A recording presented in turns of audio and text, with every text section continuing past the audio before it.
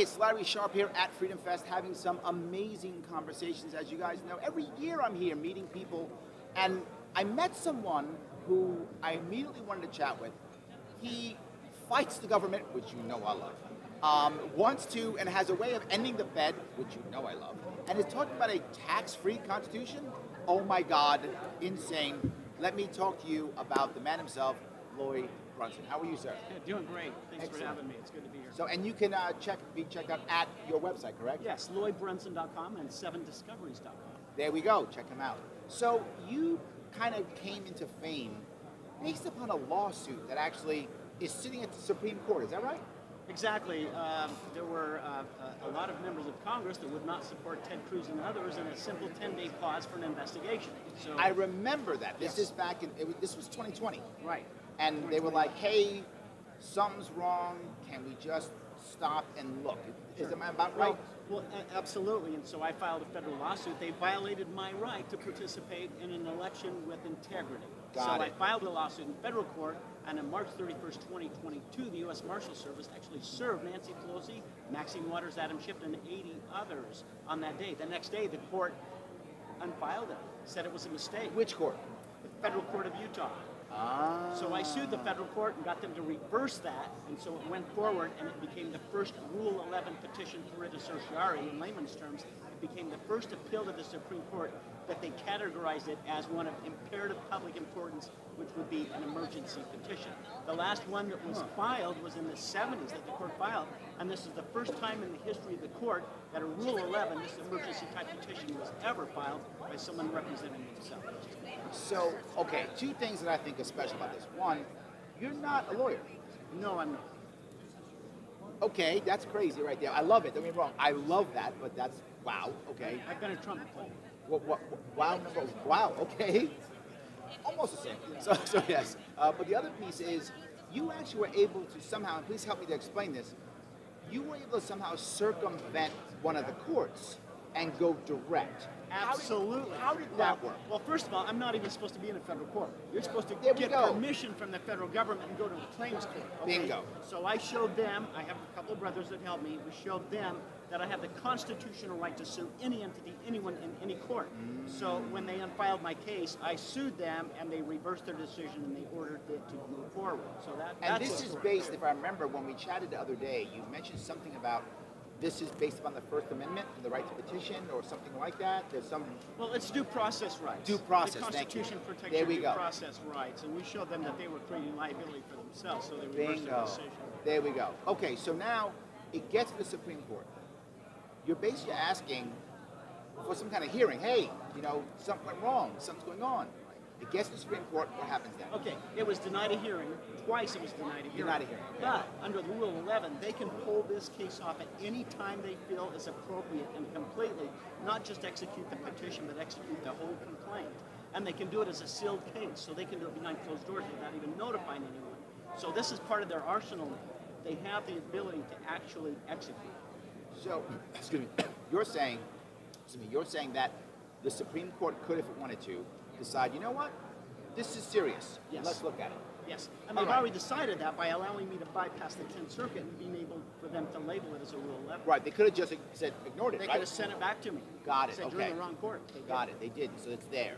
Okay. So then I guess the question I'm sure everyone's asking right now is, how do we get them to care? Right. What's Okay. the thing to do to get them to go?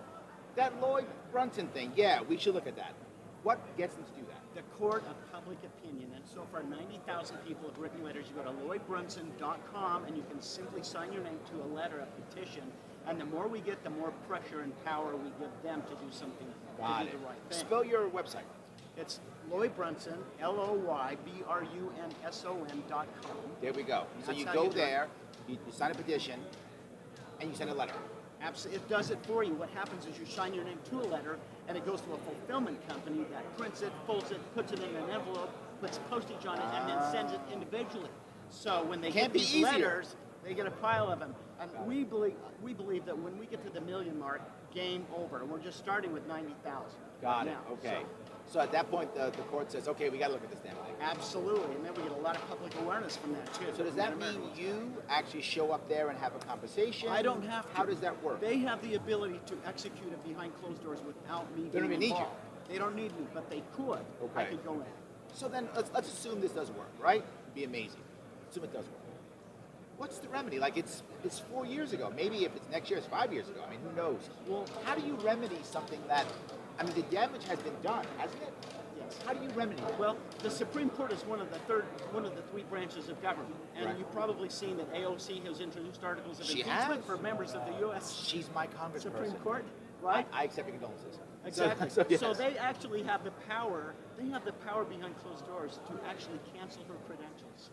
Tell me what that means. What they Cancel would do credentials. is, with a court order, they could order the sergeant in arms through the U.S. Marshal Service to cancel credentials of certain members of Congress. So that means They she's not have a that congressperson power. anymore. Then she wouldn't be a congressperson. Yeah, exactly. Okay, so basically they could impeach them and remove them, basically, is what you're saying. It wouldn't be an impeachment. It would be a court order. Based on the complaint with the causes of action and the reliefs it. requested, they could So satisfy then, one of those reliefs. assuming it was AOC, because she's I can dream, right? So, so assuming it's AOC, right? Does that mean so the state now has to figure out a way to replacing her, basically? They would, yeah. It's they a would vacancy issue. Yeah, they could replace her pretty quickly. So there wouldn't be a vacancy. So the issue is this is just a punishment. Well, And also, it's a sign that tells people you can't do this. well, it sets a precedence because Precedent, Article got 6 it. of the Constitution demands that they be bound by oath. And the U.S. attorneys have been defending their defendants with absolute immunity, which is unconstitutional. So this would be a stripping of absolute immunity. And to replace AOC, someone would go, oh my gosh, that could happen to me. Got it. And now I better realize that there's liability with the oath, that I'm accountable with that oath Got it. required in Article 6. Wow, that's amazing. What you're actually saying is you're saying we as individuals can actually hold our Congress accountable. That's really what you're saying. Absolutely. And that's what this case is all about. Here's a picture. If you can get a copy There we of go. this at 7discoveries.com. And that's what this is about. Is It's 7 about the number the 7? number 7, The number 7 discoveries.com. discoveries. Okay. That's what this is about, is the oath has to be binding, and we want the Supreme Court to start stripping their immunity. Now, we're not talking about judicial immunity. So we're talking about... But I was going to ask you. You read my mind. My other worry is, would the Supreme Court be afraid that, oh my God, I'm next? Right? Well, Would they're next right now. Good point. They're in trouble right Point now, taken. and if they don't take action and do something, they're in big time trouble. Point taken. Okay, so they're already in trouble. And there's only one immunity. So maybe, there's maybe only I should be happy with something else. Absolutely. There we go, I think see? it works perfectly with what's There happening. we go. There's All only right. one immunity clause in the Constitution, and that is if you're a member of Congress on your way to a congressional hearing and you speak, there's immunity for that, but nothing else. Got You it. can't go to Washington and create crimes as legislation. Right, Like got it. socialism, you can say that that's conspiracy to commit felony theft. Is passing laws to take your property and give it to someone else, that's theft. Got and it. if they get together and do it, that's conspiracy to commit felony theft. Got it. Oh, that's great. And they've been I like that. immune. They've been immune from that. Well, So- you've been talking about that, so I kind of want to shift, if I could, a little bit. Sure. That's a great story. I appreciate that. But there were so many things that I wanted to talk about, and I can't keep you up for 6 hours. So I gotta keep going if I could. Theft. Inflation's theft. Yes, but you know, the inflation we're experiencing, according to really smart economists, is 90% due to the restriction of oil and gas and the restriction of the production of goods and services. Wow. That's where most of the inflation Oh is my coming God, from, that's right? terrible. But you know, Tucker Carlson, before he was fired, said $1 trillion created out of thin air. Why are we having to pay that in taxes? That's true. And that's a question every single American should ask and talk about constantly, because that $1 trillion out of thin air, according to their rules and our laws, is profit for the Treasury, not tax debt for the U.S. citizen. Absolutely. And we need to understand that and hold our representatives' feet to the fire on that. And Congressman Massey and Senator Michael Lee yes. have introduced a bill that will abolish the Federal Reserve Act of 1913. But I had a conversation with Stephen Moore, Chief Economics Advisor for Donald Trump. Sure. And we both concluded to simplify it if we could enforce the nonprofit status of the Federal That's Reserve what I was going to System. ask you about this. Now, let me see Yeah. if I can clarify this. You're actually saying, because the average American believes the Federal Reserve is part of government. They think it's part of government and like the president runs it or something. They have no idea how it works, right? Yeah. And these are educated, smart people who just don't know. They're literally ignorant of what the Fed is. And they think, well, no, it says federal in the name, so obviously it's part of government. But it isn't. Right, like federal donuts, isn't it? Exactly, Federal Express. Right. Exactly, yes. Federal tires. Yes, exactly. They're all part of government now. So yes, but I guess my question is, if it's not part of the government, it's a nonprofit. It's absolutely a nonprofit, Yeah. and every $1 trillion they create is profit that belongs to the Treasury, and they're only supposed to keep their operating expenses. So they're violating their nonprofit status. They're embezzling trillions of dollars, and like Stephen Moore and I concluded, that if you could enforce that retroactively, you would get your income taxes and many other taxes back. Refunded. Well, okay, no, wow, whoa, okay, now you blow my mind. Okay, so if you can enforce it retroactively, it means like since 1913? Absolutely.